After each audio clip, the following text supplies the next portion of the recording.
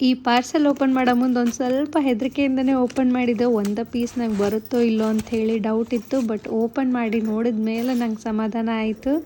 ನಾನೊಂದೆರಡು ಮಣ್ಣಿನ ಪಾತ್ರೆನ ತರಿಸ್ಕೊಂಡಿದ್ದೆ village decor ಅನ್ನೋ ಪೇಜಿಂದ.